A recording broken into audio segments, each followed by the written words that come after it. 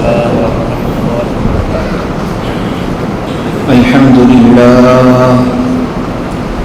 الحمد لله وكفى وسلام على عباده الذين اصطفى أما بعد فأعوذ بالله من الشيطان الرجيم بسم الله الرحمن الرحيم يا أيها النبي لم تحرم ما أحل الله لك تبتغي مرضات أزواجك والله غفور رحيم قد فرض الله لكم تحلة أيمانكم والله مولاكم وهو العليم الحكيم وإذ أسر النبي إلى بعض أزواجه حديثا فلما نبأت به وأظهره الله عليه عرف بعضه وأعرض عن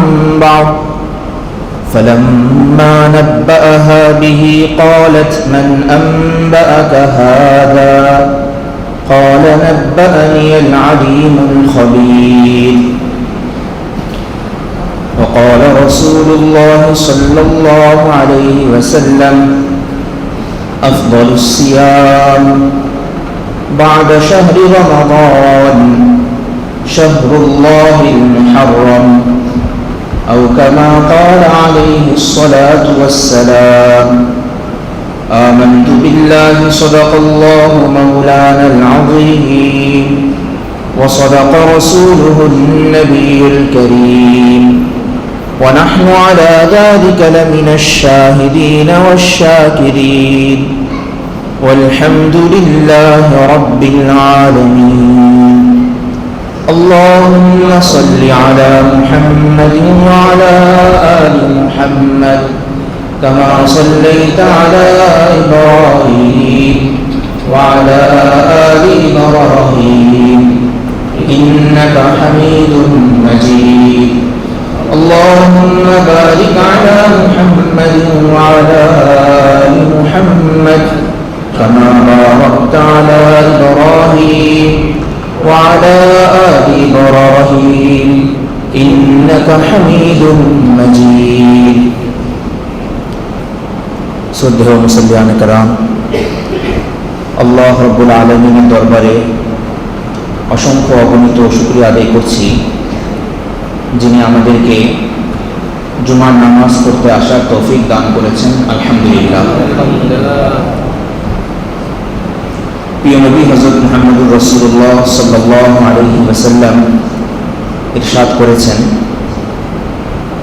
তোমরা যখন মসজিদে আসো, আসার পরে 2 রাকাত সালাত আদায় করবে, বসার আগেই 2 রাকাত সালাত আদায় করবে, 2 রাকাত নামাজ পড়বে। এই হাদিসের উপরে যেন আমাদের আমল হয়, এই জন্য করোনার পর থেকে আমরা আমাদের এই মসজিদে একটা কাজ করছি, বিশেষ করে জুমার দিন। সেটা হচ্ছে আগে 12:40 বয়ান শুরু হতো, আমরা বয়ানটাকে 10 মিনিট পিছিয়ে 12:50 থেকে করছি, সেটা করোনার পর থেকে। তো এখন দেখা যায় যে আমরা 12:50 এদিক দিয়ে করার কারণে আমাদের মুসল্লি ভাইরাও একটু বিলম্বে আসছেন, এবং যারা এই হাদিসটির উপরে আমল করেন তারা ঠিক 12:50 এসেই নিয়োগটা করেন। তো যেই উদ্দেশ্যে 10 মিনিট পিছানো হয়েছিল, এই উদ্দেশ্যটা আমাদের পরিপূর্ণরূপে কার্যকর হচ্ছে না। নামাজ পড়া তো আলহামদুলিল্লাহ অনেক বড় সওয়াবের কাজ, এবং এটা আমরা মসজিদের বারান্দাও করতে পারি। 12:40 থেকে 10 মিনিট পিছানো হয়েছে, যাতে করে আগেই এই 10 মিনিটের ভিতরে আমরা আমলটা করে ফেলি। এখন যদি 12:50 এসে আমরা আবার এই আমলটা শুরু করি, তাহলে দেখা যাবে যে আরও পিছাতে হবে, বয়ানটা কখন হবে। আল্লাহ তাআলা আমাদেরকে আমলটি করার তৌফিক দান করেন। খুব গুরুত্বপূর্ণ একটি সুন্নাহ, এটা আমরা পালন করার চেষ্টা করব। আল্লাহ তাআলা খুব তৌফিক দান করেন। আজকে আমরা যেহেতু আমের সিজন চলছে, আম সংশ্লিষ্ট একটি মাসালা দিয়ে আলোচনা শুরু করার চেষ্টা করি। আম, জাম, কাঁঠাল, লিচু সব আল্লাহ রাব্বুল আলামিন আমাদেরকে একসাথে এখন দান করেছে। কত প্রকার ফল যে বাজারে আসছে, আল্লাহ সুবহানাহু ওয়া তাআলার নিয়ামত। ফাবিআইয়ি আলা'i রাব্বিকুমা তুকাজ্জিবান, তোমরা তোমাদের রবের কোন কোন নিয়ামতকে অস্বীকার করবে? না, আমরা আল্লাহ তাআলার কোনো নিয়ামতকে অস্বীকার করি না, সকল নিয়ামতকে আমরা স্বীকার করি এবং আল্লাহ রাব্বুল আলামিনের শুকরিয়া আদায় করি। আম সংশ্লিষ্ট যে মাসলাটি বলার, সেটি হচ্ছে আপনি যদি কোনো আম বাগানের মালিক হন, আমের গাছের মালিক হন, তাহলে শরীয়ত আপনাকে বলে যে গাছের যে সকল ফল পড়ে থাকবে, গাছ থেকে যে সকল ফল পড়ে যাবে, সেগুলোর ব্যাপারে আম অনুমতি দিয়ে রাখে। দ্বিতীয় আমটা হলো ব্যাপক অর্থে, ব্যাপকভাবে অনুমতি দিয়ে রাখো যে এটা যেন যে পাবে সে যেন খেতে পারে। অনুরূপভাবে সরকারি বিভিন্ন প্রতিষ্ঠানের যে সকল গাছ ইত্যাদি আছে, এগুলোর ব্যাপারেও কর্তৃপক্ষের ব্যাপারে শরীয়তের স্বাভাবিক কথা হচ্ছে যে এগুলোর ব্যাপারে তুমি সবাইকে অনুমতি দিয়ে রাখো যেন এটা সবাই খেতে পারে, নিচে পড়ে থাকাগুলো। এভাবে ব্যাপকভাবে অনুমতি দিয়ে রাখাটা উচিত। শরীয়ত আবার বাধা দেয়, আবার বাধ্যবাধকতা করে নেই যে অনুমতি দিতেই হবে, এটা বলে নেই। কারণ গাছ আপনার, মালিকানা আপনার, বা আপনি এটার দায়িত্বে আছেন। এখন আমার মন মানসিকতা অনেক সময় একটু সংকুচিত ধরনের হতে পারে, শরীয়ত এই বিষয়টা জানে। এই জন্য শরীয়ত বলেছে যে দিয়ে রাখা উচিত। আর আমি আপনি যখন গাছের নিচ দিয়ে যাব, আমাকে আপনাকে বলেছে যে আল্লাহ তাআলা তো তোমাকে তৌফিক দিয়েছেনই, বাজার থেকে কিনে খেও। আর যদি নিয়ে যায় কেউ যদি গাছের পড়ে থাকা আম নিয়ে যায় এবং সে যদি জানে ওই এলাকার, ওই অঞ্চলের বা ওই মালিক পক্ষের এরকম প্র্যাকটিস যে তারা এটাকে নাকচ করে না, তারা এটাকে খারাপ চোখে দেখে না, তারা এটাকে নিষেধ করে না, তাহলে এই ধরনের আম বা অন্য যে কোনো ফল খাওয়া জায়েজ আছে। এ ধরনের আম বা অন্য কোনো ফল খাওয়া, একটা পড়ে থাকা যেগুলো আছে এগুলো খাওয়া জায়েজ আছে। অনুরূপভাবে আমি আপনি জানি যে আমি আপনি বলতে শিশু বাচ্চারা এবং উঠতি বয়সী যারা আছেন, তো তারা জানেন যে এই মালিক পক্ষের গাছে যদি আমি একটা ঢিল মারি, দিয়ে একটা আম পড়তে পারি, তো মালিক বের হয়ে শুধু বলবেন এই কে রে, ওখান থেকে কে আম পাড়ছে, এতটুকু পর্যন্তই বলবেন, এরপর আর কিছু বলবেন না। মানে এটাও তার অনুমতির ভিতরেই আছে, মানে কোমলভাবে একটা বকা দিবেন। এই বকাটা খাওয়া সহ আমটা যদি কেউ ভক্ষণ করে খায়, তাহলে বকাও খাওয়া হয়ে গেল, আমও খাওয়া হয়ে গেল, এটা তার গুনাহ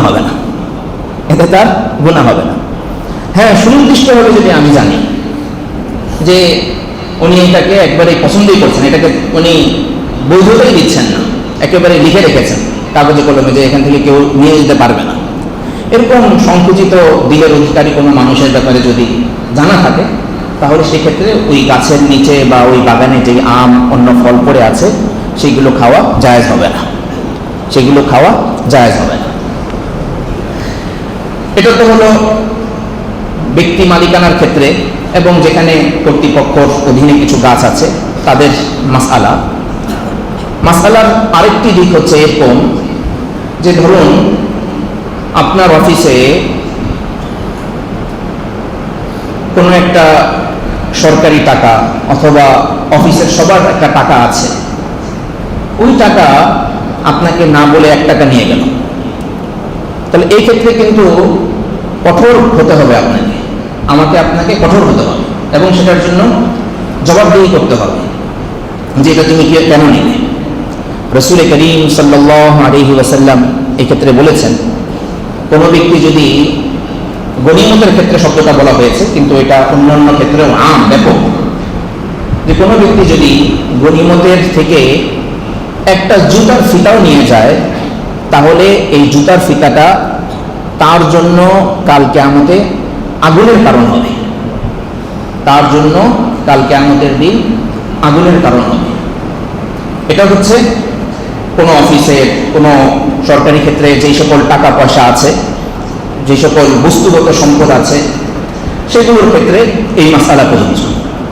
কিন্তু ঘরের আমি আমার জামাটা রেখেছি, এখন জামা রাখার পরে আমি দেখলাম যে ওখানে 100 টাকা রেখেছিলাম, 50 টাকা 20 টাকা এরকম, যে আমার প্রিয়জন, আমি বুঝতে পারছি আমার প্রিয়জন এখান থেকে 10 টাকা 20 টাকা এদিক সেদিক করেছে, তাহলে এই ক্ষেত্রে কি মাসালা? শরীয়তে এই ক্ষেত্রেও আমাদেরকে এতিম রাখেন। এই ক্ষেত্রে বলা হচ্ছে যে তুমি এরকম একটা অবস্থা প্রকাশ করো যে তুমি জানো, কিন্তু আবার বেশি রাগ দেখায়ও না। হ্যাঁ, টাকা তো এখানে 100 টাকা ছিল, মানে আরেকজন জানতে পারছেন আমি একেবারেই সচেতনভাবেই আমাদের যেই লাইফ পার্টনার আছেন, স্ত্রী আছেন, তাদের কথা আমি বলছি না, আমি কথাটাকে ব্যাপক রাখছি। তো আপনি জানতে পারছেন যে এই ইয়েটা অমুক নিয়েছেন, তো নেওয়ার পরে আপনি বললেন যে আমি হিসাব করে রেখেছিলাম এখানে 100 টাকা ছিল, কিন্তু এখন দেখতে পাচ্ছি এখানে 80 টাকা আছে। এটাকে আমভাবে, ব্যাপকভাবে এটাকে নজরআন্দাজ করা, উর্দু শব্দ হচ্ছে নজরআন্দাজ করা, দেখেও আপনি না দেখার ভান করলেন। এই বিষয়ে কোরআন মাজিদের চমৎকার একটা ঘটনা আল্লাহ সুবহানাহু ওয়া তাআলা রাসূল করিম সাল্লাল্লাহু আলাইহি ওয়াসাল্লামের জীবনের চমৎকার একটা ঘটনা উদ্ধৃত করেছেন। সূরা তাহরীম 28 নম্বর পারার শেষ সূরা। একদিন আল্লাহ রাসূল সাল্লাল্লাহু আলাইহি ওয়াসাল্লাম আম্মাজান হযরত হাফসা রাদিয়াল্লাহু আনহার কাছে গিয়ে বললেন, হাফসা, তোমাকে আমি এই বিষয়টা বললাম, তুমি এটা অন্য কারো কাছে বলো না, তুমি এটা অন্য কারো কাছে বলো না। কি বিষয় সেটা বিস্তারিত ঘটনা। তো আম্মাজান হাফসা রাদিয়াল্লাহু আনহা সরল প্রাণ মানুষ, তিনি বুঝতে পেরেছেন যে এটা আল্লাহ রাসূল সাল্লাল্লাহু আলাইহি ওয়াসাল্লামের এমন কোনো ভেদ না যেটা বললে অনেক বেশি সমস্যা হতে পারে। তো তিনি এটা আম্মাজান আয়েশা রাদিয়াল্লাহু আনহাকে বলে দিলেন। আয়েশা রাদিয়াল্লাহু আনহাকে বলে দেওয়ার পরে কোরআন মাজিদের আল্লাহ রাব্বুল আলামিন হুজুর সাল্লাল্লাহু আলাইহি ওয়াসাল্লামকে জানাই দিলেন যে হাফসা পুরো বিষয়টা তার সতীন আয়েশা রাদিয়াল্লাহু আনহাকে জানিয়ে দিয়েছেন। তো রাসূল করিম সাল্লাল্লাহু আলাইহি ওয়াসাল্লাম হাফসা রাদিয়াল্লাহু আনহাকে অল্প একটু করে বললেন, আয়েশা এটা কিভাবে জেনে গেছে? আয়েশা, তোমার কাছে আমি যে গোপন ভেদটা রেখেছিলাম, এই গোপন ভেদের কথাটা কিভাবে জেনে গেছে? আম্মাজান হাফসা রাদিয়াল্লাহু আনহা তো পুরোপুরি ভিতর থেকে ঘেমে গেলেন। তো কিভাবে সম্ভব হলো? আমি আর আয়েশা ছাড়া এই ঘটনা তো আর কেউ জানি না, আমাকে আল্লাহ রাসূল বলেছেন, আমি এই বিষয়টা আয়েশাকে বলেছি। তো আয়েশা এই বিষয়টা আল্লাহ রাসূল সাল্লাল্লাহু আলাইহি ওয়াসাল্লাম এটা জানলেন কিভাবে? কোরআন মাজিদ আল্লাহ রাব্বুল আলামিন এই বিষয়টি খুব চমৎকারভাবে চিত্রায়িত করছেন। বলছেন, ওয়াই আসাররা নবিয়্যু ইলা বা'দি আজওয়াজিহি হাদিসা, নবী একটি বিশেষ কথা তার এক স্ত্রীকে বললেন, কিন্তু স্ত্রী সেই বিশেষ কথাটি আবার আরেকজনকে জানিয়ে দিলেন। তখন হুজুর সাল্লাল্লাহু আলাইহি ওয়াসাল্লাম আযহারা বা'দাহু ওয়া আ'রাদা আন বা'দ, কিছু বিষয় প্রকাশ করলেন হাফসা রাদিয়াল্লাহু আনহার কাছে, এবং আরো কিছু পুরোটা ডিটেইলস বললেন না যে তুমি এটা এটা এটা এটা সব খুলে বলে দিয়েছো, না, শুধু অল্প একটু বলেছেন যে আয়েশা কিভাবে যেন এটা জেনে গেছে। হাফসা রাদিয়াল্লাহু আনহার যতটুকু জানার ততটুকু তো তিনি বুঝে গেছেন।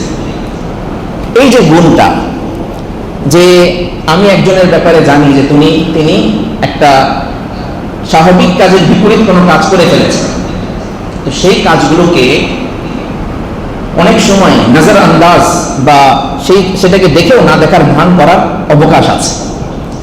এটা ইসলামী শরিয়ার তাগাফুল গুণ।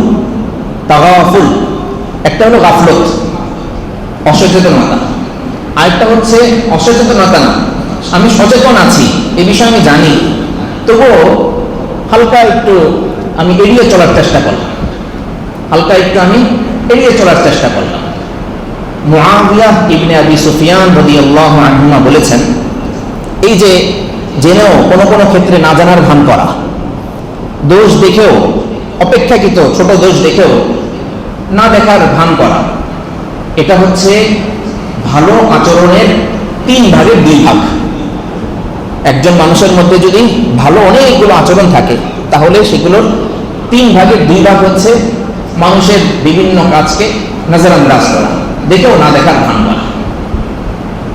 জীবনে যদি এই গুণটা আমার আপনার মধ্যে আসতে পারে, জীবনটা অনেক সুখের হয়ে যায়, অনেক আনন্দের হয়ে যায়। আপনি যদি রাসূল করিম সাল্লাল্লাহু আলাইহি ওয়াসাল্লামের হাদিস ভান্ডারের সকল হাদিসের থেকে 4টা হাদিস বলেন যে এই 4টা হাদিস বলুন আমাকে, যেই 4টা হাদিসের মধ্যে আল্লাহ রাসূলের সকল শিক্ষা চলে এসেছে, তাহলে এর মধ্যে একটা হাদিস হচ্ছে ইমাম শাফি রাহমাতুল্লাহর কথা, মিন হুসনি ইসলামিল মারই তারকুহু মা লা ইয়ানি। ইসলামের একটি সৌন্দর্য হচ্ছে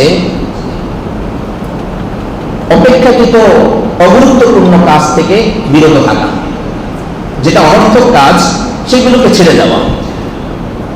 আপনার কাছে আপনার কোনো কলিগ এসে বললেন যে আলহামদুলিল্লাহ আমার সন্তান হয়েছে, ছেলে বাবু হয়েছে, মেয়ে বাবু হয়েছে বললেন, তো আমাদের স্বাভাবিক নিয়ম হচ্ছে আমরা যেটা করি, মাশাআল্লাহ আলহামদুলিল্লাহ আল্লাহ বরকত দান করেন, সবাই সুস্থ আছে তো, বাস এতটুকু, এটাই হচ্ছে উত্তম প্র্যাকটিস। যদি খাতির অনেক বেশি থাকে তাহলে গিয়ে পরবর্তী কথাগুলো জিজ্ঞেস করা যেতে পারে যে নর্মালে হলো নাকি অন্য কোনো কিছু। কিন্তু একজন বলেছে, তাকে এসেই তাকে সরাসরি আপনি জিজ্ঞেস করলেন যে কিভাবে হলো, নর্মালে হলো নাকি অন্য কোনোভাবে হলো, এই প্রশ্নটা সবসময় সবার ক্ষেত্রে খাটে না। এটা হলো তাগাফুল। এই যে উদাহরণটা আমরা দেওয়ার চেষ্টা করলাম, এটা হলো তাগাফুল। দেখেও আপনি জানেন, একটা আগে উদাহরণ দেওয়ার চেষ্টা করেছি, ওটা হলো জেনেও না জানার ভান করা। আর এটা হচ্ছে যেটা আমার জানার প্রয়োজন নেই, যতটুকু যেখানে গিয়ে আমার ব্রেক কষা দরকার সেখানে গিয়ে আমার থেমে যাওয়া উচিত। আমাদের সমাজের মধ্যে নানা রকমের ঘটনা, দুর্ঘটনা, বিভিন্ন রকমের হালাত আসে। সব বিষয়ে সাংবাদিক ভাইদের মতন খুঁটিয়ে খুঁটিয়ে একেবারেই চূড়ান্ত তথ্য বের করা, এটা আমার আপনার সবার দায়িত্ব না। যদি এগুলোর পিছনে আমি আপনি পড়ি তাহলে সারা জীবন পার হয়ে যাবে, আর আমার আপনার যেটা মূল কাজ আছে সেই মূল কাজগুলো আমরা করতে পারব না। আল্লাহ রাব্বুল আলামিন আমাদেরকে এই গুণটি অর্জন করার তৌফিক দান করেন। দ্বিতীয় কথা, আমরা মুহররম মাস আলহামদুলিল্লাহ শুরু করেছি। বছরের আরবি হিজরি বর্ষের চান্দ্র বর্ষের প্রথম মাস মুহররম মাস। এর গণনা সম্পর্কে, এর তারিখ গণনা সম্পর্কে গত সপ্তাহে কিছু কথা আপনাদের সামনে বলার চেষ্টা করা হয়েছিল, যে এর তারিখগুলো হিসাব রাখার চেষ্টা করা। আল্লাহ তাআলা আমাদেরকে তৌফিক দান করেন। মুহররম মাস এটি 4টি পবিত্র বিশেষ মাসসমূহের মধ্যে অন্যতম একটি মাস। প্রিয় নবী হযরত মুহাম্মদুর রাসূলুল্লাহ সাল্লাল্লাহু আলাইহি ওয়াসাল্লাম রমজানের রোজা ফরজ হওয়ার আগ পর্যন্ত এই মাসের 10 তারিখে আশুরার দিন বিশেষভাবে রোজা রাখতেন। সাহাবাদেরকে নির্দেশ দিতেন যে তোমরা রোজা রাখো। একেবারে রমজানের রোজার মতোই গুরুত্বের সাথে এই রোজাটা রাখা হতো। কুরাইশরাও এই রোজাটা রাখতেন এবং মদিনার অধিবাসীরাও, আনসাররাও এই রোজাটা নিয়মিতভাবে রাখতেন। রাসূল করিম সাল্লাল্লাহু আলাইহি ওয়াসাল্লাম এই বিষয়ে বলেছেন যে 10 তারিখের রোজা রাখা, মুহররম মাসের 10 তারিখের রোজা রাখার মাধ্যমে আমি আল্লাহ রাব্বুল আলামিনের কাছে আশাবাদী যে আল্লাহ তাআলা এর মাধ্যমে বিগত 1 বছরের সগীরা গুনাহ মাফ করে দিবেন। বিগত 1 বছরের সগীরা গুনাহ মাফ করে দিবেন। রমজানের রোজা ফরজ হয়ে যাওয়ার পর 10 তারিখের এই রোজাটি আর ফরজ থাকে নাই, এটা মুস্তাহাব হয়ে গেছে, ঐচ্ছিক হয়ে গেছে। কেউ পালন করলে সে অতিরিক্ত সওয়াব পাবে। সাথে সাথে রাসূলুল্লাহ সাল্লাল্লাহু আলাইহি ওয়াসাল্লাম এই কথাও বলেছেন যে তোমরা 10 তারিখের পাশাপাশি 9 অথবা 11 তারিখেও রোজা রাখার চেষ্টা করো এবং ইহুদিদের বিরোধিতা করো। কারণ ইহুদিরা কেবল 10 তারিখ রোজা রাখে, আর তোমরা আগে পরে সাথে একদিন রোজা রাখার চেষ্টা করো এবং এইভাবে ইহুদিদের তোমরা বিরোধিতা করার চেষ্টা করো। তাহলে এই মাসের 9 এবং 10 তারিখ অথবা 10 ও 11 তারিখ আমরা রোজা রাখার চেষ্টা করি। আল্লাহ রাব্বুল আলামিন আমাদেরকে তৌফিক দান করেন। মুখালিফাতুল ইহুদি ওয়ান নাসারা, ইহুদি খ্রিস্টানদের বিরোধিতা। এর মূল অর্থ হচ্ছে মুসলমানদের নিজস্ব কৃষ্টি কালচার, সভ্যতা এবং নিজস্ব যেই বিষয়গুলো আছে, স্বকীয়তা যেগুলো আছে, সেগুলোকে সব ক্ষেত্রে ধারণ করা। আল্লাহ রাসূল সাল্লাল্লাহু আলাইহি ওয়াসাল্লামের অনেকগুলো হাদিসের ক্ষেত্রে আমরা এটা দেখি যে রাসূল করিম সাল্লাল্লাহু আলাইহি ওয়াসাল্লাম বলছেন যে তোমরা এরকম জুতা পরো এবং ইহুদিদের বিরোধিতা করো, তোমরা শিখি এভাবে করো এবং ইহুদিদের বিরোধিতা করো। এই সকল হাদিসের মূল উদ্দেশ্যটা কি? এই সকল হাদিসের মূল উদ্দেশ্য হচ্ছে যে ইহুদি খ্রিস্টানদের যেই মতাদর্শ আছে, তাদের চিন্তা চেতনা আছে, তাদের যে সভ্যতা, কৃষ্টি কালচার আছে, সেগুলো মুসলমানরা গ্রহণ করতে পারে না। সেগুলো মুসলমানরা গ্রহণ করতে পারে না। সব ক্ষেত্রে মুসলমানদের একটা বিশেষ স্বাতন্ত্র্য আছে। সে তার স্বাতন্ত্র্য, আভিজাত্য, নিজের মর্যাদা বজায় রেখে চলবে। সেটা জ্ঞান বিজ্ঞানের ক্ষেত্রে হোক, জামা কাপড়ের ক্ষেত্রে হোক, কৃষ্টি কালচারের ক্ষেত্রে হোক, মুসলমানদের একটা আলাদা পরিচয়, একটা আলাদা স্বাতন্ত্র্য থাকা চাই, যেটার মাধ্যমে বোঝা যাবে ইনি হচ্ছেন মুসলিম, ইনি হচ্ছেন মুসলিম, ইনি আল্লাহ সুবহানাহু ওয়া তাআলার সামনে অনুগত। বিভিন্ন সময় আমরা পরিচয় সংকটে ভুগি।